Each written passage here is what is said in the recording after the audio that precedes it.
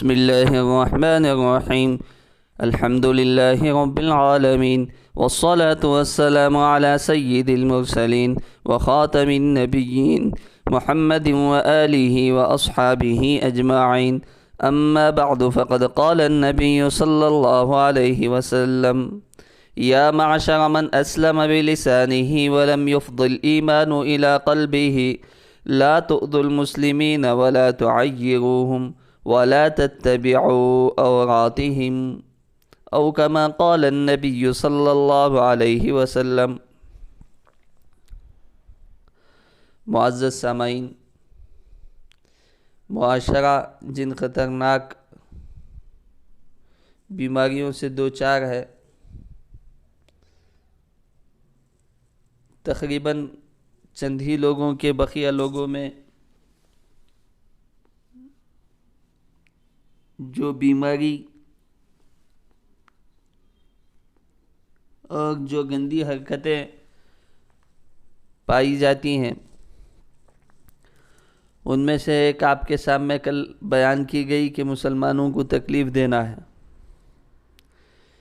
دوسرے نمبر پر جناب محمد رسول اللہ صلی اللہ علیہ وسلم نے نفاق سے بچنے کے لیے، سچا اور پکا مسلمان بننے کے لیے،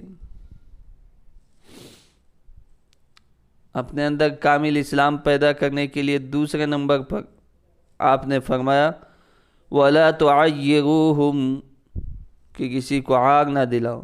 زندگی میں اس بات کا عہد کر لے، پیمان کر لے کہ کسی مسلمان کو کبھی بھی آگ دلا کر، شرم دلا کر رسوا اور ذلیل نہیں کریں گے، دوسروں کے سامنے اس کو بے عزت نہیں کریں گے۔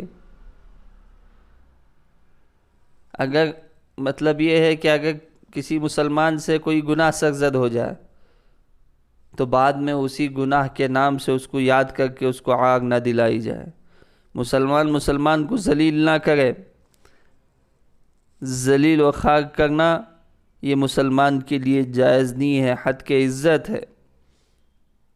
اسی لیے جناب محمد رسول اللہ صلی اللہ علیہ وسلم نے اس سے منع کیا ہے۔ بعض دفعہ ایسا ہوتا ہے آدمی کسی گناہ میں ہوتا ہے، بعد میں سچے دل سے اللہ کے پاس توبہ کر لیتا ہے، لیکن آدمی اسی گناہ سے اس کو آگ اور شرم دلاتا ہے۔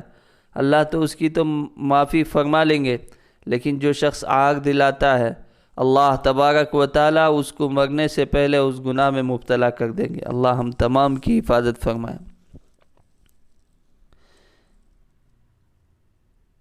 اسی کو آپ علیہ السلام نے فرمایا من عیر اخاہ بذنب لم يمت حتی یعملہ، یعنی من ذنب قد تاب منہ۔ کسی نے کوئی گناہ کیا ہے، اس کے بعد اس نے توبہ کی ہے، پھر توبہ کرنے کے بعد اس گناہ کی آگ دلائی جائے تو اللہ مرنے سے پہلے اس شخص کو بھی اس گناہ میں مبتلا کر دیتے ہیں۔ آج کل لوگ بالکل احتیاط ہی نہیں کرتے، جو منہ میں آتا ہے بک دیتے ہیں، سوچتے سمجھتے نہیں ہے۔ خصوصاً رشتہ داروں اور پڑوسیوں میں اگر کسی بات پر تعلقات خراب ہو جاتے ہیں تو پرانی باتیں یاد آ جاتی ہیں، تان و تشنی کا ایک لمبا سلسلہ شروع ہو جاتا ہے۔ بڑھاپے میں، نوعمری میں، جوانی کی باتوں کو یاد کر کے چھیڑ کر پگڑیاں اچھالی جاتے ہیں، عزتوں کو نیلام کیا جاتا ہے، اور ایک دوسرے کو ذلیل اور شرمسار کرنے کی کوشش کی جاتی ہے، جو اسلام میں قطعاً اجازت نہیں ہے، اس سے بچنا چاہیے۔ پھر تیسرے نمبر پر آپ علیہ السلام نے فرمایا وَلَا تَتَّبِعُوا عَوْرَاتِهِمْ، اگر تم سچے پکے مسلمان بننا چاہتے ہو تو یہ بات طے کر لو کہ زندگی میں کسی کے عیوب اور اس کی کمیوں کو تلاش نہیں کریں گے، اس کے کمیوں کی ٹو میں نہیں لگیں گے۔ اس وجہ سے کہ مسلمان جو ہے وہ عیب تلاش نہیں کرتا اور اس کو برسر عام بیان نہیں کرتا، بلکہ سچا پکا مسلمان وہ ہے کہ وہ کسی کے عیب میں نہیں لگا رہتا ہے۔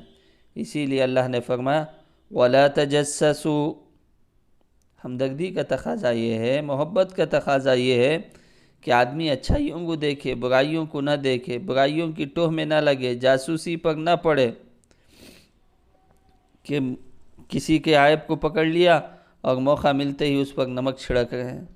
نبی صلی اللہ علیہ وسلم نے ارشاد فرمایا، اس کی تاکید فرمائی اور فرمایا من ستر مسلما سترہ اللہ فی الدنیا والآخرہ، جو شخص کسی مومن کی پردہ پوشی کرتا ہے، اللہ رب العزت اس کی دنیا اور آخرت میں پردہ پوشی کریں گے۔ جس نے کسی کے گناہ کو چھپایا، کسی کی غلطی کو چھپایا، اللہ تبارک و تعالیٰ دنیا اور آخرت میں اس کے گناہوں کو چھپائیں گے، رسوا ہونے سے بچائیں گے۔ تو اس وجہ سے آج کل دیکھیں، عیبوں کو تلاش کرنا، الزامات لگانا اور آگے چل کر تہمتیں لگانا یہ عام ہوتا چلا گیا۔ اللہ ہم تمام کی حفاظت فرمائے، ان برائیوں سے محفوظ فرمائے، بالخصوص کسی کی ٹوہ میں لگنے سے اللہ حفاظت فرمائے، کسی کو اس کے گناہ سے آگ دلانے سے اللہ ہم تمام کو محفوظ فرمائے۔ آمین۔ وآخر دعوانا ان الحمد للہ رب العالمین۔